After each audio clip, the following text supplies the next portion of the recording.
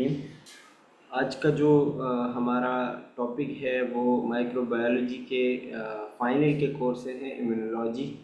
और इसमें सारा जो हम पढ़ेंगे वो स्पेशली इम्यून सिस्टम के बारे में होगा।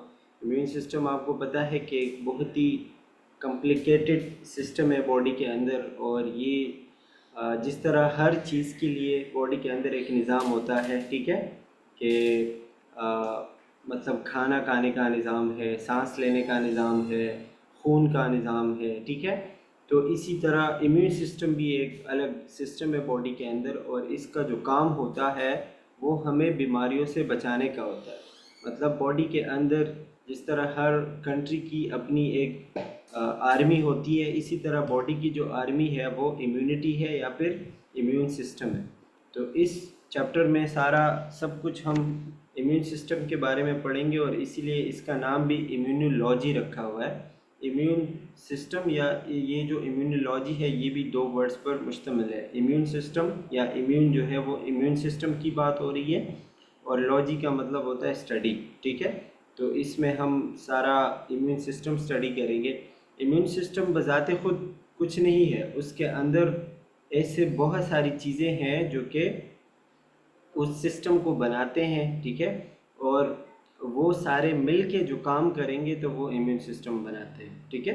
जैसे कि इसमें हम आगे पढ़ेंगे बहुत सारे सेल्स और बहुत सारी चीज़ें होंगी, लेकिन ये चैप्टर काफ़ी लंबा है। लंबा तो इतना नहीं है, लेकिन ये कंसेप्चुअल बहुत है। मतलब कोई रट्टे वाली चीज़ नहीं है इसमें। अगर आपने इस चैप्टर को के ऊपर रट्टा लगाया तो एक दो दिन बाद आप भूल जाएंगे शायद। इसको समझना होगा, अच्छे से पढ़ना होगा, आपको कंसेप्ट क्लियर कराना होगा। तो इसीलिए ये एक क्लास में पढ़ना मुश्किल हो जाएगा, शायद इस पे हमारे 2-3 क्लासेस लग जाएं। तो आज जहाँ तक हो सकता है, जहाँ तक हम इसको अच्छे से पढ़ सकते हैं वहाँ तक पढ़ेंगे, फिर नेक्स्ट क्लास में इसको हम कंटिन्यू करेंगे।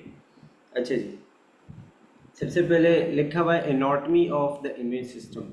इम्यून सिस्टम की एनाटॉमी स्पेशली हम कहते हैं बाहर से किसी स्ट्रक्चर को देखना, बॉडी के अंदर जो भी ऑर्गन्स है उसको देखना। अब इम्यून सिस्टम कोई ऑर्गन नहीं है जिसको हम देखें कि यही चीज़ है इम्यून सिस्टम, ऐसा नहीं होता।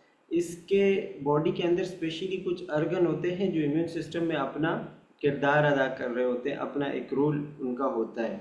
तो हम उसी चीज़ों के बारे में पढ़ते हैं, इसीलिए हम इसको anatomy of the immune system कहते हैं। तो इसमें लिखा हुआ है कि immune system comprises cell and molecule with specialized role and defending against infection.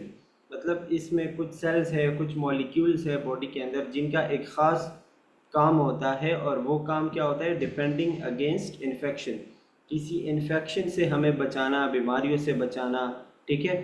N invasion by other organism, और बॉडी के अंदर अगर कोई दूसरे ऑर्गेनिज्म आ जाए, जिस तरह हम पहले से पढ़ते हुए आ रहे हैं माइक्रोबायोलॉजी के अंदर, कि बैक्टीरिया आ जाए, वायरस आ जाए, कोई भी माइक्रो पैथोजन वगैरह आ जाए जो कि दूसरे माइक्रो ऑर्गेनिजम्स हैं, ठीक है।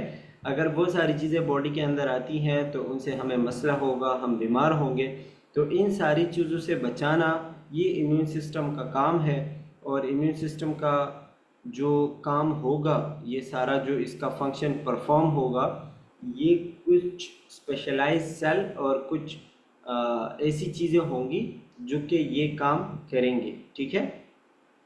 मेजर कंपोनेंट्स इंक्लूड, अच्छा अब इसमें इम्यून सिस्टम में जो सबसे मेजर चीज़ें हैं, मतलब जो सबसे बड़ी बड़ी चीज़ें हैं जिसकी वजह से इम्यून सिस्टम कायम है और काम कर रहे हैं, ठीक है, वो क्या है? वो है बोन मेरो, जो कि बोन्स के अंदर होता है, और उससे हमारा red blood cell, white blood cell, platelets वगैरह ये सारी चीज़ें बनती है, ठीक है। इसके अलावा लिम्फॉइड टिश्यू होते हैं। लिम्फॉइड टिश्यूज़ भी सर्कुलेटरी सिस्टम की तरह का एक सिस्टम होता है जो कि बॉडी के अंदर मौजूद होता है, और वो भी इम्यून सिस्टम में काम कर रहा होता है, ठीक है, जो कि मुख्तलिफ़ किस्म के सेल्स बना रहे होते हैं।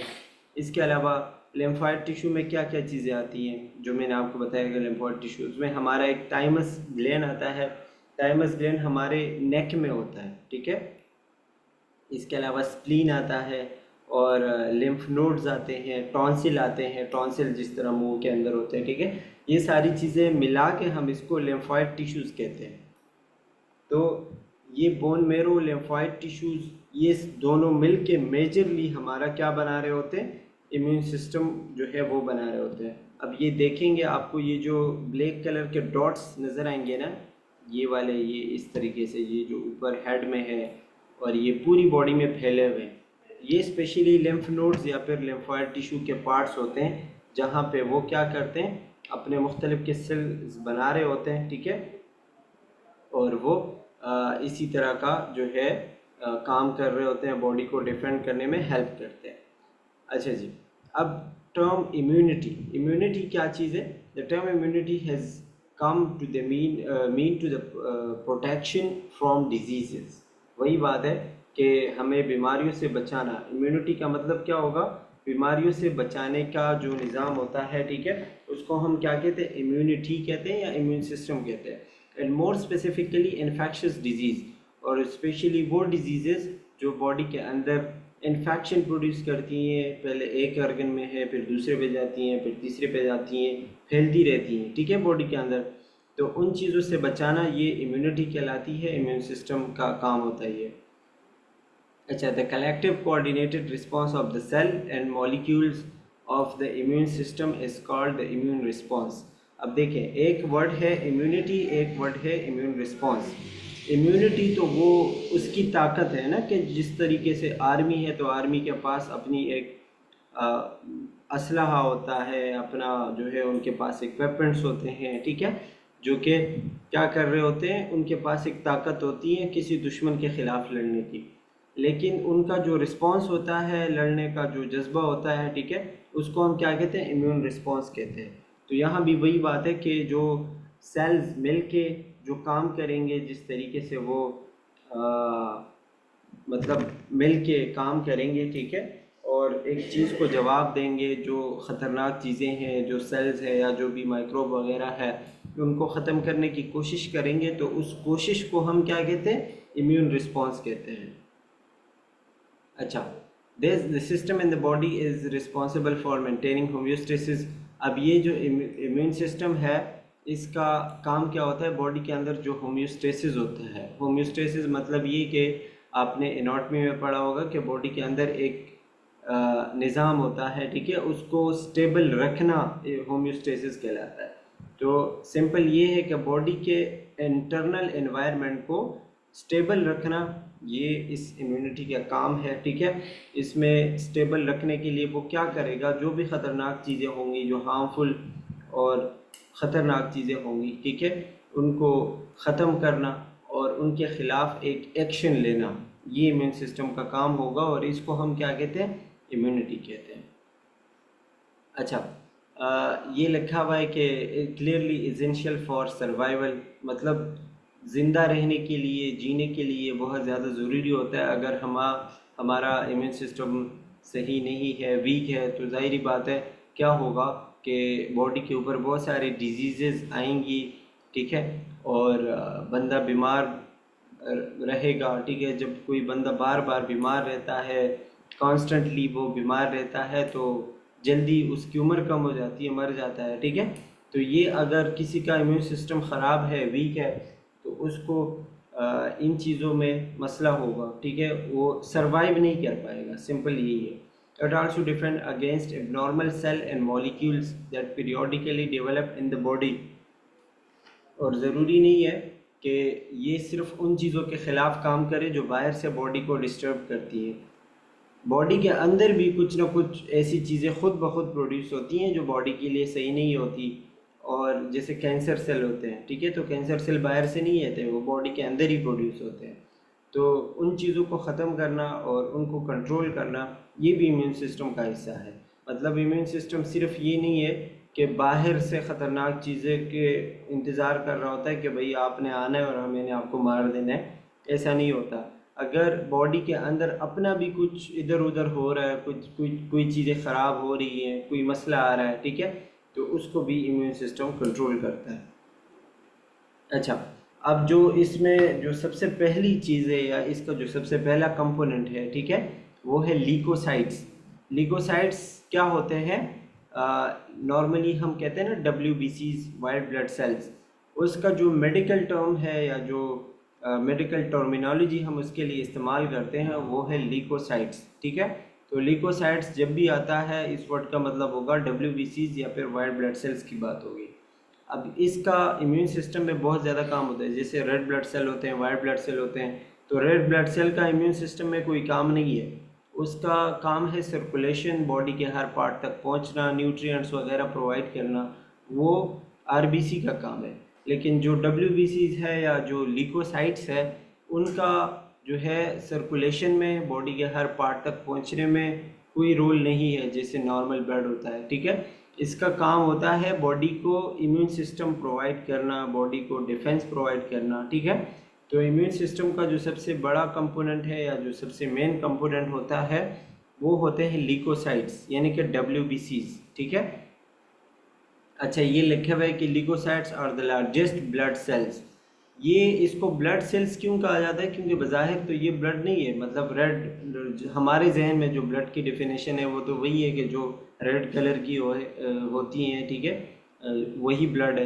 लेकिन ये वो नहीं है। ल्यूकोसाइट जो है ये ब्लड के सेल्स तो है लेकिन रेड कलर के नहीं होते, और जहाँ से रेड ब्लड सेल प्रोड्यूस होते हैं वहाँ से ही ल्यूकोसाइट WBCs भी प्रोड्यूस होते हैं, इसीलिए इसको ब्लड सेल्स कहते हैं। लेकिन ये रेड ब्लड सेल से काफ़ी बड़े होते हैं, लार्जेस्ट होते हैं, ठीक है। इनके अंदर न्यूक्लियस वगैरह भी होते हैं और साइटोप्लाज्म जो होता है, मतलब सेल का जो एरिया होता है अंदर की तरफ, ठीक है, तो उनमें ग्रेन्यूल्स पाए जाते हैं। ग्रेन्यूल्स मतलब ऐसे छोटे छोटे से दाने होते हैं, ठीक है, जो कि मुख्तलिफ़ किस्म के काम कर रहे होते हैं। अब ये ग्रेन्यूल्स दो टाइप के होते हैं, मतलब ये जो सेल होते हैं, ठीक है, ल्यूकोसाइट्स, ल्यूकोसाइट दो टाइप के होते हैं। एक होता है ग्रेन्युलोसाइट, एक होता है एग्रेन्युलोसाइट। ग्रेन्युलोसाइट वो सेल होते हैं जिनके सेल के अंदर ग्रेन्यूल्स होते हैं, ठीक है, और उसके अंदर आते हैं न्यूट्रोफिल्स, इजिनोफिल और बेसोफिल। ग्रेन्युलोसाइट्स वो सेल है जो कि उसके अंदर ग्रेन्यूल्स मौजूद होते हैं। अब इसमें कौन कौन से सेल आएंगे मज़ीद, मतलब जब आप ल्यूकोसाइट को दो हिस्सों में डिवाइड करेंगे, ठीक है, तो उसके अंदर भी आपको फिर छोटे छोटे सेल्स मिलेंगे। जो ग्रेन्युलोसाइट्स होंगे वो उसमें आएगा न्यूट्रोफिल्स, इजिनोफिल और बेसोफिल, ठीक है। और जो एग्रेन्युलोसाइट होंगे, एग्रेन्युलोसाइट का मतलब क्या होगा? जिसके सेल में ग्रेन्यूल्स नहीं है, ठीक है। किसी भी चीज़ के साथ हम ए लगाते हैं तो उसका मतलब हो जाता है नो, ठीक है। जिस तरह हमने सेप्सिस और एसेप्सिस पढ़ा था, एसेप्टिक, वही सारी चीज़ें यहाँ भी है। तो एक ग्रेन्युलोसाइट में आएगा मोनोसाइट्स और लिम्फोसाइट्स, ठीक है। तो मेनली ल्यूकोसाइट्स को हम दो हिस्सों में डिवाइड करते हैं, फिर उन्हीं दो हिस्सों के अंदर भी छोटे छोटे सेल होते हैं, ठीक है, जो कि आपको याद होनी चाहिए और पता होना चाहिए, ठीक है। अब ग्रेन्युलोसाइट की हम बात करें तो इसमें सबसे पहले आते हैं during granulopoiesis they follow a common line of development through myeloblast and myelocyte before differentiating into 3 types. मतलब जब ग्रेन्युलोसाइट जो होते हैं, ठीक है, तो वो जब मेच्योर होते हैं तो वो अपना एक स्पेसिफिक पैटर्न जो है वो फॉलो करते हैं, जैसे कि वो लिम्फोसाइट से बनते हैं, ठीक है, जो लिम्फॉइड टिश्यू होते हैं। तो फिर वो पहले छोटे होते हैं, फिर वो बड़े होते हैं। माइलोब्लास्ट जो है वो इमेच्योर होते हैं, ठीक है। माइलोसाइट फिर मेच्योर सेल होते हैं, ठीक है। तो ये क्या होते हैं कि पहले जब वो इमेच्योर होते हैं तो नाम उनका चेंज हो जाता है, जैसे जैसे वो मेच्योर हो जाते हैं तो नाम फिर अलग हो जाता है। जैसे कि इमेच्योर है तो माइलोब्लास्ट कहेंगे, जब वो मेच्योर हो जाएंगे तो फिर क्या कहेंगे? माइलोसाइट्स कहेंगे, ठीक है। All granulocytes have multi lobed nuclei in their cytoplasm. Multi lobed का न्यूक्लियाई का मतलब क्या होगा कि उनका जो न्यूक्लियस होता है उनसे मुख्तलिफ़ किस्म की ब्रांचेस निकली होती है, मतलब मुख्तलिफ़ किस्म के उनके हिस्से होते हैं, ठीक है। तो इसलिए इसको मल्टी लोब्ड कहा गया है। सिंपली इतना डिटेल में जाने की ज़रूरत नहीं है आपको। इसके पीछे जो मैंने आपको नाम बताए कि ग्रेन्युलोसाइट के अंदर 3 चीज़ें आएंगी, न्यूट्रोफिल, इजिनोफिल और बेसोफिल, ठीक है। और एग्रेन्युलोसाइट के अंदर मोनोसाइट्स और लिम्फोसाइट्स।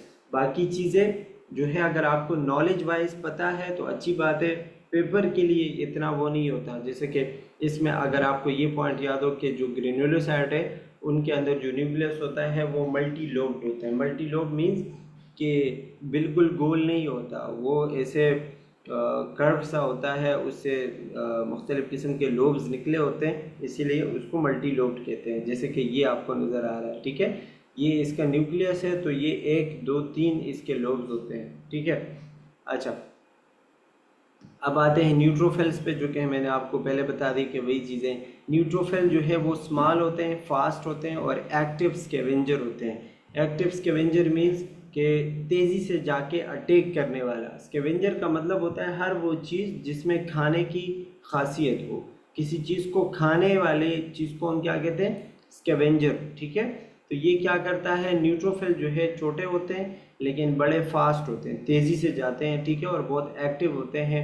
कोई भी अगर बॉडी में इन्फेक्शन है, कोई बैक्टीरियल इन्वेशन हुआ है, बैक्टीरिया आया हुआ है, ठीक है, तो उसको सबसे पहले जाके कौन अटैक करेगा? न्यूट्रोफिल।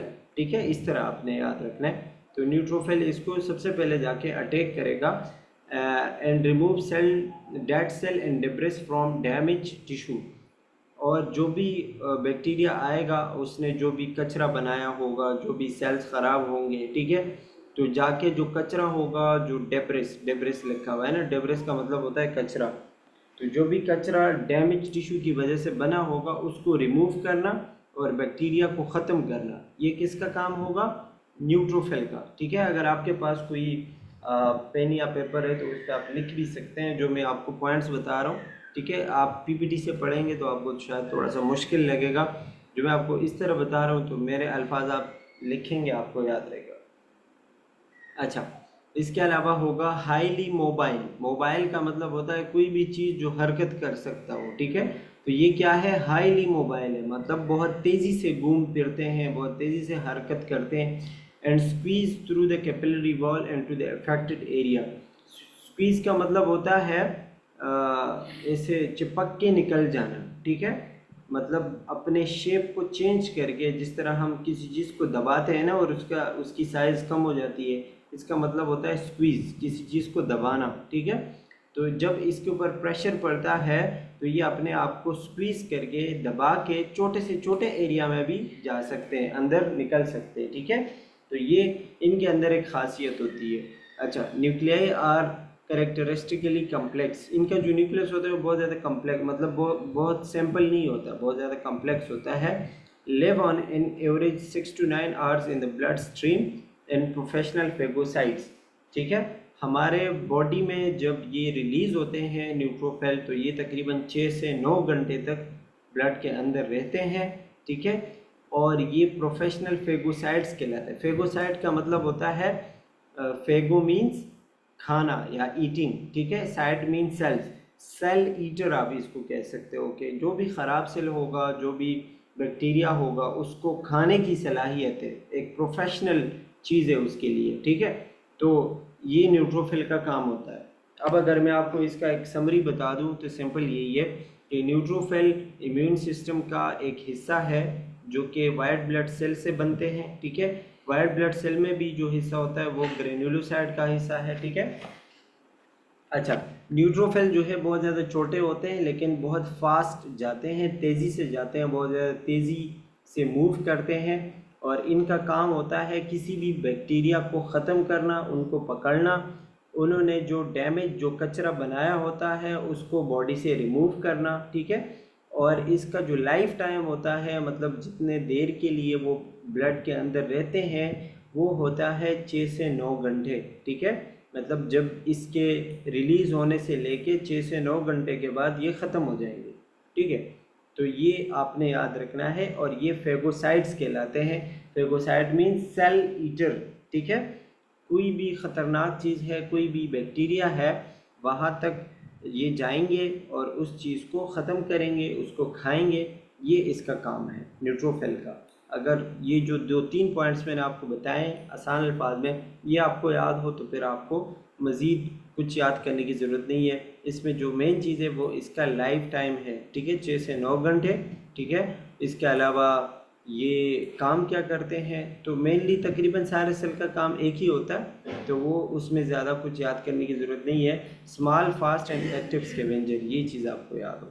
अच्छा, ये बताएं आपको कुछ समझ आ रहा है? यानी ये चैप्टर थोड़ा सा डिफ़िकल्ट है, आपको लगेगा, इसीलिए मैं थोड़ा स्लो स्लो पढ़ा रहा हूँ ताकि आपको समझ आए। समझ आ रहा है आपको? जी सर, समझ आ रहा हूँ। अच्छा जी, ठीक है। Next one is इजीनोफिल।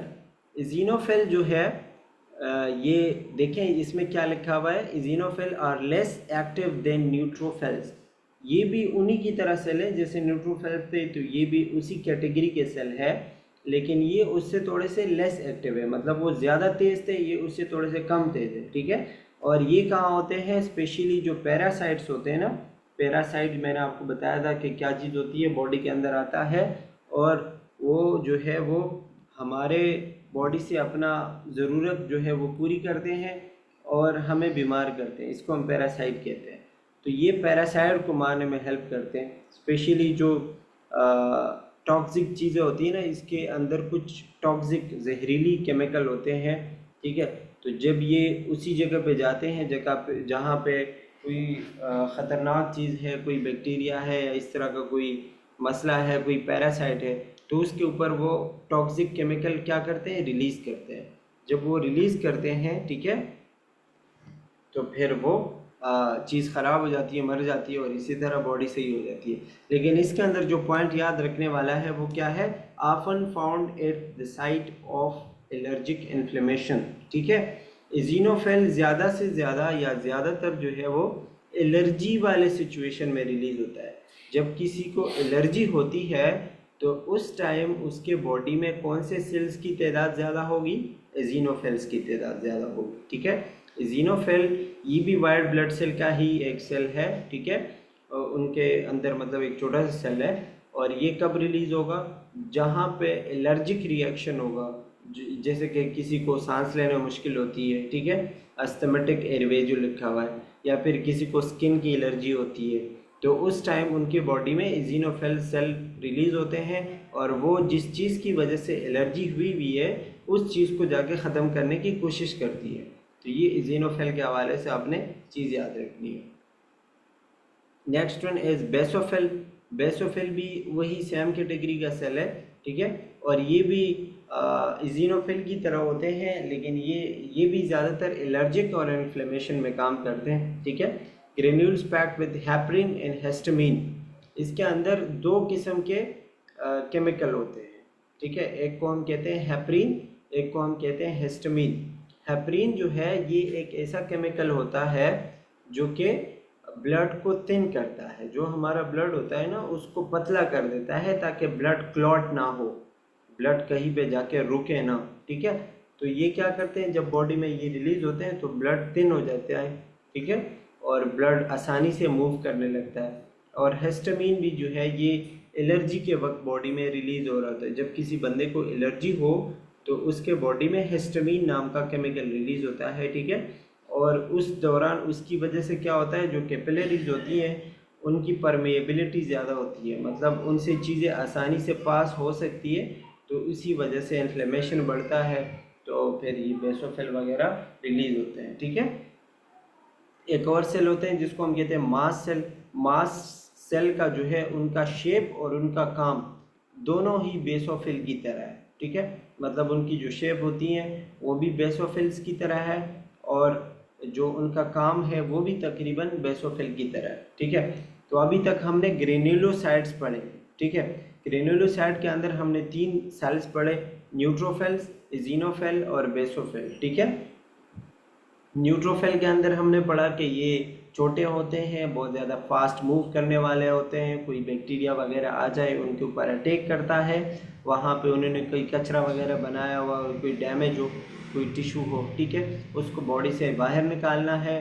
इसका जो लाइफ टाइम होता है, जो एवरेज टाइम होता है, ठीक है, तो वो होता है 6 से 9 घंटे तक, ठीक है, और इसको हम प्रोफेशनल फेगोसाइट्स कहते हैं।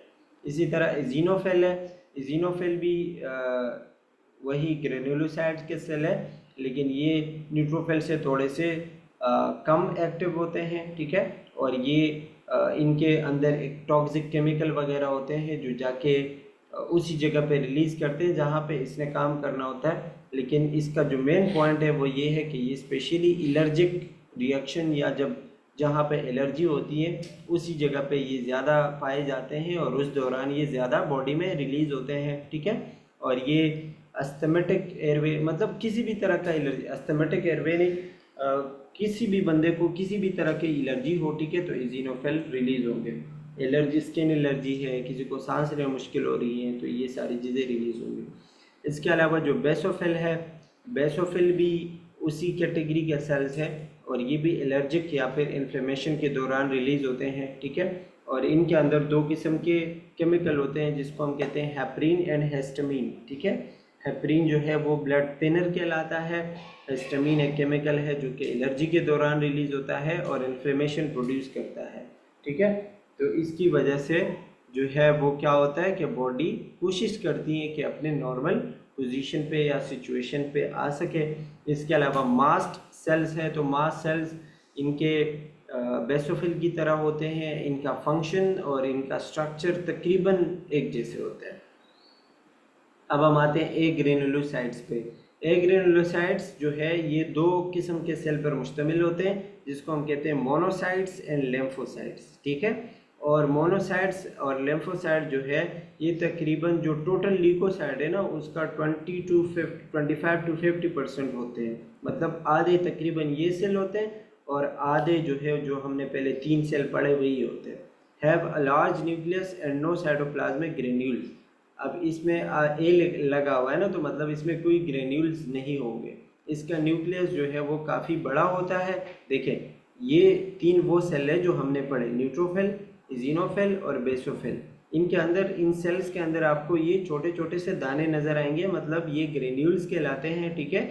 और इनके बॉडी के अंदर या इस सेल के अंदर ये दाने होते हैं, मतलब इन तीनों के अंदर ग्रेन्यूलोसाइट्स के अंदर ग्रेन्यूल्स है। लेकिन ये जो दो सेल है, ठीक है, ये कहलाते हैं ए ग्रेनुलोसाइट्स। इनका न्यूक्लियस काफ़ी बड़ा होता है, ये आप देख सकते हैं, ठीक है। और इनके सेल्स के अंदर आपको इस तरीके के दाने यानी ग्रेन्यूल्स नहीं मिलेंगे, इसीलिए हम इसको ए ग्रेनुलोसाइट्स कहते हैं, ठीक है। अच्छा, इसमें जो है मोनोसाइट्स और लिम्फोसाइट्स आते हैं। अब मोनोसाइट का फंक्शन हम पढ़ते हैं। तो मोनोसाइट जो है largest of the white blood cells, मतलब ये सबसे बड़ा सेल होता है, न्यूट्रोफिल और सबसे बड़ा होता है, ठीक है। एक्टिवली मोटाइल एंड फेगोसाइटिक, वही बात है कि मोटाइल होता है, मतलब मूव करने वाला होता है, एक जगह से दूसरी जगह जा सकता है। और फेगोसाइटिक होता है, फेगोसाइटिक का बताया मैंने कि सेल ईटर होता है। Some circulate in the blood, other migrate into the tissue where they develop into macrophages, ठीक है। कुछ सेल इनके ऐसे होते हैं जो ब्लड में ही मूव कर रहे होते हैं, लेकिन कुछ इनमें से ऐसे भी होते हैं जो कि ब्लड से जाके टिश्यू में जाते हैं और टिश्यू में वो मज़ीद मेच्योर हो जाते हैं, जिससे आगे जाके मैक्रोफेजेस बनते हैं। अब ये पॉइंट याद रखने वाला है कि मोनोसाइट के कुछ सेल्स ब्लड में रहते हैं तो वो मोनोसाइट ही है, ठीक है। लेकिन कुछ इसमें से ऐसे होते हैं कि वो टिश्यूज़ में जाते हैं, जब वो टिश्यूज़ में जाते हैं तो वहाँ पे वो मैच्योर हो जाते हैं मज़ीद, ठीक है। और उनसे ख़तरनाक सेल्स बन जाते हैं जिनको हम कहते हैं मैक्रोफेजेस, ठीक है। अब मैक्रो का मतलब होता है बिग या बड़ा, ठीक है। एंड फेजेस मीन्स वही फेगोसाइट का जो मैंने आपको बताया, ईटिंग, ठीक है। अब मैक्रोफेजेस जो होंगे ये बड़े बड़े सेल ईटर होंगे, ठीक है, मतलब जो बड़े बड़े सेल्स होंगे जो ज़्यादा ख़तरनाक होंगे ये उनको जाके खाएंगे, तो ये मैक्रोफेजेस में जाके कन्वर्ट हो जाते हैं, जो कि एक अलग ख़तरनाक चीज़ है। अच्छा, both types of cell produce interleukin 1, और ये क्या करते हैं, इंटरल्यूकिन 1 रिलीज़ करते हैं। इंटरल्यूकिन, ये अगर आपके पास पेपर है तो उस पर लिख लीजिएगा जो मैं आपको बता रहा हूँ। इंटरल्यूकिन 1 एक किस्म का केमिकल होता है या एक प्रोटीन, या आप कह सकते हैं कि एक सिग्नल होता है। जब एक सेल डैमेज होता है तो उससे ये वाले हार्मोन या फिर कोई भी केमिकल आप कह सकते हो कि ये वाला केमिकल रिलीज़ होता है, ठीक है। जब भी कोई सेल मतलब डैमेज हो जाता है, ख़राब हो जाता है, तो उनसे इंटरल्यूकिन 1 रिलीज़ होता है। जब ये रिलीज़ होगा तो इसका मतलब ये होता है कि बाकी सेल्स को सिग्नल देता है कि भाई मैं ख़राब हुआ हूँ, ठीक है, बाहर से कोई बैक्टीरिया, कोई ख़तरनाक चीज़ आई हुई है, आप अपने आप को बचाओ, ठीक है। तो ये बाकी सेल्स को क्या करता है, ख़बरदार करता है, उनको एक किस्म का इंफॉर्मेशन देता है कि भाई मतलब एक्टिव हो जाओ, ठीक है। तो इंटरल्यूकिन का यही काम होता है। अच्छा, मोनोसाइट जो है वो क्या करते हैं, एक्ट ऑन हाइपोथैलेमस। हाइपोथैलेमस जो हमारे ब्रेन का एक हिस्सा है, उस पे जाके असर करते हैं, एक्शन करते हैं, जिसकी वजह से हमारी बॉडी का टेम्परेचर बढ़ता है, क्योंकि टेम्परेचर हाइपोथैलेमस से कंट्रोल होता है, ठीक है। और इसके अलावा ग्लोबुलिन रिलीज होते हैं। ग्लोबुलिन जो है किस्म के प्रोटीन होते हैं, जो कि हम इसी चैप्टर में आगे पढ़ेंगे। IgA, IgD, IgM और ये सारी चीज़ें होती हैं। कुछ 5 टाइप ऑफ ग्लोबुलिन होती हैं, मतलब एंटीबॉडीज़ बनाती हैं, ठीक है। वो हम पढ़ेंगे आगे। Enhances the production of activated T lymphocytes, ठीक है। और इसके अलावा जो टी लेम्फोसाइट्स होते हैं, टी लेम्फोसाइट्स भी हम पढ़ेंगे, इस चैप्टर में आगे सब कुछ है, ठीक है। लेकिन ये टी लेम्फोसाइट जो है, हमने पहले एक चीज़ पढ़ी थाइमस, जो मैंने आपको बताया कि हमारे नेक के अंदर होता है। तो ये वहाँ से कुछ सेल रिलीज होते हैं, एक्टिवेट होते हैं, तो उनको हम टी लेम्फोसाइट्स कहते हैं। तो ये मोनोसाइट इन सारी चीज़ों पे जाके असर करता है, एक्शन करता है, और ये सारी चीज़ें एक्टिवेट हो जाती है। अभी के लिए बस आप इतना इसके सामने लिखें या फिर याद रखें कि जो ग्लोबुलिन है ये IG हम इसको शॉर्ट में कहते हैं, इम्यूनोग्लोबुलिन, ठीक है। ये एक किस्म के आप कह सकते हैं कि बॉडी के इम्यून सिस्टम का हिस्सा है, जो कि लीवर से रिलीज़ होते हैं, ठीक है। और ये एंटीबॉडीज़ वगैरह बनाने में हेल्प करते हैं। इसके अलावा जो टी लेम्फोसाइट्स है, ये थाइमस के सेल होते हैं, और ये क्या करते हैं, ये भी इम्यून सिस्टम में अपना काम करते हैं। इसके फंक्शन डिटेल से हम आगे डिस्कस करेंगे, वो ज़्यादा फिर अलग क्लास होगी, ठीक है। उसमें ज़्यादा टाइम लग जाएगा अगर हम अभी करेंगे तो।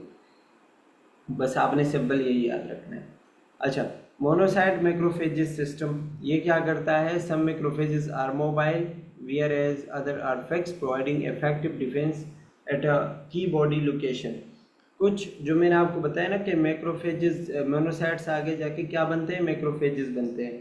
तो ये कुछ ऐसे होते हैं जो कि मोबाइल होते हैं, मतलब एक जगह से दूसरी जगह जाते हैं और घूमते रहते हैं। लेकिन कुछ इसमें से ऐसे होते हैं जो कि एक ही फिक्स जगह पे वो पड़े रहते हैं। अगर वहाँ पे कोई मसला है, कोई इन्फेक्शन वगैरह आता है, ठीक है, तो उसको रोकता है और उसी जगह की हिफाजत करता है, ठीक है। इसके अलावा जैसे कि फिक्स जो होते हैं, मतलब जो फिक्स मैक्रोफेजेस है, वो कौन से होते हैं? Langerhans cells in the skin. हमारे स्किन के अंदर जो है कुछ सेल होते हैं जो कि हमारी स्किन के प्रोटेक्शन करते हैं, उनको हम कहते हैं लैंगरहैंस सेल्स। तो ये मैक्रोफेजेस कहलाते हैं, ठीक है। मतलब ये कि अगर स्किन के ऊपर कोई चीज़ अटैक करती है तो ये जाके उनको ख़त्म करेंगे, लैंगरहैंस सेल। इसके इसी तरह जो है हमारे ब्रेन के भी कुछ मैक्रोफेजेस होते हैं जिसको हम कहते हैं माइक्रोगेलिया, ठीक है। ये हमारे ब्रेन की प्रोटेक्शन करते हैं। काफर सेल्स जो होते हैं वो हमारी लीवर की प्रोटेक्शन करते हैं। अल्वियुलर मैक्रोफेजेस जो होते हैं ये हमारे अल्विलाई के प्रोटेक्शन करते हैं। और ऑस्टियोक्लास्ट जो होते हैं ये हमारे बोन्स की प्रोटेक्शन करते हैं। तो ये जो कुछ सेल्स हैं ये आपने याद रखने हैं। जैसे कि पेपर में आपसे पूछा जाएगा कि कफर सेल्स कहाँ पाए जाते हैं, तो लीवर में पाए जाते हैं, ठीक है। ऑस्टियोक्लास्ट सेल कहाँ पाए जाते हैं? बोन में पाए जाते हैं। लैंगरहैंस सेल्स कहाँ पाए जाते हैं? स्किन में पाए जाते हैं। ये सारी चीज़ें आपको इस तरीके से याद रखनी होंगी। या फिर आपसे ये पूछा जाएगा कि लैंगरहैंस सेल्स या फिर कफर सेल्स का काम क्या है, ठीक है, तो हम कहेंगे कि ये फिक्स्ड मैक्रोफेजेस है। फिक्स्ड मैक्रोफेजेस मीन कि ये एक ही जगह पे है, उसी जगह की प्रोटेक्शन करते हैं, उसी जगह को गार्ड करते हैं, ताकि अगर कोई मसला आए, कोई बैक्टीरिया वगैरह आए तो उसको ख़त्म करें, उस जगह को कोई नुकसान ना पहुंचने दे, ठीक है। इसलिए हम इसको फिक्स्ड मैक्रोफेजेस कहते हैं। अब दूसरे जो इसी कैटेगरी के सेल्स है वो है लेम्फोसाइट्स। लेम्फोसाइट जो है वो मोनोसाइट से बिल्कुल छोटे होते हैं, ठीक है। और ये इनका जो न्यूक्लियस होता है वो काफ़ी बड़ा होता है। Develop from pluripotent stem cell in the bone marrow, ठीक है। ये जो है ये बोन मेरो से ही बनते हैं लेम्फोसाइट्स, लेकिन आगे जाके फिर मज़ीद किसी और जगह पे मेच्योर हो जाते हैं। सर्कुलेट इन द ब्लड, मतलब ब्लड में घूमते रहते हैं। ग्रेट नंबर इन लेम्फॉइड टिश्यू, और लेम्फॉइड टिश्यू जो मैंने आपको बताया स्प्लीन, ठीक है, थाइमस और ये सारी चीज़ जो मैंने आपको पहले बताई, वहाँ पे जाके ये स्टोर होते हैं। वहाँ पे इनका नंबर काफ़ी ज़्यादा होता है। इनका काम भी सेम होता है, प्रोटेक्शन करना, इम्यून सिस्टम प्रोवाइड करना, ठीक है। ये आपको यही बताया गया है कि ये जो है बोन मेरो है, बोन मेरो और फीटल लीवर, ठीक है। एक बच्चे के अंदर जो है बोन मेरो इतना बड़ा नहीं होता, तो फिर वही काम जो होता है वो बोन मेरो का वो लीवर करता है। तो ये बोन मेरो होता है, ठीक है। उसमें से जो है ये बी सेल्स और ये सारी चीज़ें प्रोड्यूस होती हैं, ये आगे आती हैं। फिर जो बी सेल्स होते हैं, बी सेल हम पढ़ेंगे आगे कि क्या चीज़ है, ठीक है। बी लिम्फोसाइट्स कहते हैं, वो यहाँ से ही मेच्योर होते हैं। और जो टी लिम्फोसाइट्स होते हैं वो आते हैं थाइमस में, ठीक है। थाइमस में मेच्योर होकर टी सेल्स बन जाते हैं और फिर इम्यून सिस्टम में अपना रोल प्ले करते हैं, ठीक है। अच्छा, इसके अलावा है एनके सेल्स। एनके सेल्स को हम कहते हैं नेचुरल किलर सेल्स, ठीक है। नेचुरल किलर सेल जो होते हैं, ये नाम से ही आपको याद रखना है और इजी भी बहुत है। नेचुरल किलर का मतलब क्या होता है, कुदरती मारने वाले सेल्स, ठीक है। अब कुदरती मारने वाले सेल्स कौन से होंगे, नेचुरल किलर सेल वो होंगे जब बॉडी के अंदर कोई अपना सेल ख़राब हो जाएगा, या बॉडी के अंदर अगर कोई अपनी कोई ख़राबी आई। इसमें आपने पॉइंट ये याद रखना है कि इसका बाहर के साथ कोई लेना देना नहीं है। बाहर से कोई बैक्टीरिया आता है, कोई वायरस आता है, कोई और चीज़ है, ठीक है। तो उनका नेचुरल किलर सेल जो होंगे वो उनके ऊपर जाके अटैक करना नेचुरल किलर सेल का काम नहीं है, ठीक है। जैसे कि लिखा हुआ है, do not attack invading microbes directly. ये माइक्रोब जो होंगे, ठीक है, तो जो बाहर से आएंगे उन सेल्स को डायरेक्टली जाके अटैक नहीं करते, क्योंकि इसका उनके साथ कोई लेना देना नहीं है। इनका काम क्या होता है कि जो सेल्स बॉडी के अंदर अपने ख़राब हो चुके हैं, अब ख़राब कैसे होंगे, किसी माइक्रोब ने ख़राब किए होंगे, किसी वायरस ने ख़राब किए होंगे, ठीक है। या फिर ऐसे ही उनका टाइम बहुत ज़्यादा हो चुका होगा, उनका टाइम पूरा हो चुका होगा, ठीक है। तो वो क्या करेंगे, उन्हीं सेल्स को जाके वो मारेंगे। इसीलिए इनको क्या कहते हैं, नेचुरल किलर सेल, मतलब अपने ही ख़राब सेल्स को मारना, ठीक है। They kill not by phagocytosis but rather than creating a hole in the plasma membrane of the target cell proteins, ठीक है। वो फेगोसाइटोसिस के ज़रिए नहीं मारता। फेगोसाइटोसिस का मैंने क्या बताया, सेल को खाता नहीं है, ठीक है। मतलब सेल को अपनी बॉडी के अंदर लाके उसको ख़त्म नहीं करता, लेकिन ये जाके एक सेल मेम्ब्रेन के अंदर होल बनाता है, ठीक है। उनके अंदर सुराख बनाते हैं। जब सुराख बनेगा, ठीक है, तो perforin are release from the natural killer cells, और फिर उसके अंदर एक केमिकल रिलीज करता है जिसको हम कहते हैं perforin, and insert into the membrane of the target cell forming a pore, ठीक है। मतलब ये नेचुरल किलर सेल जब किसी सेल पे जाके अटैक करते हैं तो इसके ऊपर जाके फिक्स हो जाते हैं। उसके ऊपर परफुरिन एक किस्म का केमिकल होता है, वो रिलीज़ करते हैं। इस केमिकल की वजह से उस सेल के अंदर क्या बन जाता है, होल बन जाता है, एक सुराख बन जाता है, ठीक है। जब उसके अंदर सुराख बनेगा तो उसके ऊपर क्या होता है कि उस सेल के अंदर वाटर जमा होने लगता है, पानी ज़्यादा जमा होने लगता है, ठीक है, क्योंकि आसपास सारा पानी होता है। अब जब उसके अंदर पानी ज़्यादा चला जाएगा तो वो सेल एक लिमिट तक उसकी साइज़ बढ़ेगी, लेकिन जब उसके हद से बाहर बात निकल जाएगी तो वो सेल क्या हो जाएगा, बर्स्ट हो जाएगा, ठीक है, फट जाएगा, ख़राब हो जाएगा। तो इसी तरीके से ये सेल्स को मारता है, नेचुरल किलर सेल्स।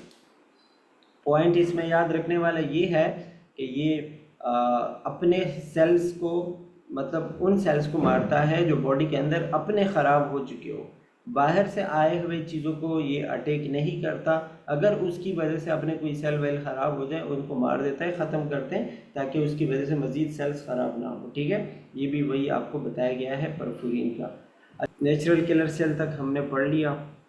अब इसके आगे कुछ प्रोटीन्स हैं, ठीक है, जो कि इन्वेडिंग माइक्रोब जो होते हैं। इन्वेडिंग का मतलब क्या होता है, किसी भी कोई भी चीज़ जो कि सेल को एंटर होता है उसको हम कहते हैं इन्वेड, ठीक है। तो ये है complement system is the major non humoral non specific defence system. Complement system क्या होता है, एक प्रोटीन का एक मजमूआ होता है, ठीक है, जिसमें बॉडी कोशिश करती है कुछ प्रोटीन्स के ज़रिए कि बाहर से आई हुई चीज़ों को ख़त्म किया जा सके, उसको हम कंप्लीमेंट सिस्टम कहते हैं।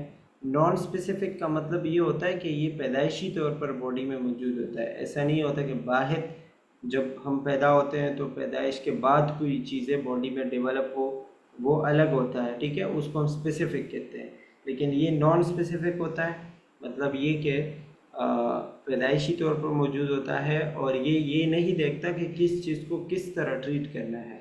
सबके ऊपर अपने हथियार इस्तेमाल करते हैं, जितना भी इसके पास चीज़ें हैं, ठीक है, वो सब इस्तेमाल करते हैं। तो कोशिश करते हैं कि बाहर से आई हुई चीज़ों को ख़त्म कर सके। Approximately 20 different proteins that circulate freely in the blood plasma। तकरीबन 20 डिफरेंट टाइप्स ऑफ प्रोटीन होते हैं जो ये काम करते हैं और ब्लड में घूमते रहते हैं, और ये स्पेशली सेल मेम्ब्रेन पे जाके जमा होते हैं, फिर वो बनाते हैं मेम्ब्रेन अटैक कम्प्लेक्स। अच्छा, forming pore like produce by इनके, वही मैंने आपको बताया कि ये क्या काम करेंगे, वही जाएंगे किसी सेल के ऊपर बैठेंगे, उसमें होल बनाएंगे। जब उसमें होल बनाएंगे तो वो जाके उसमें पानी जमा होगा, पानी जमा होने की वजह से वो सेल स्वेल हो जाएगा और बर्स्ट हो जाएगा, ठीक है, धमाका हो जाएगा एक किस्म का। तो ये इसी तरीके से एक काम करते हैं।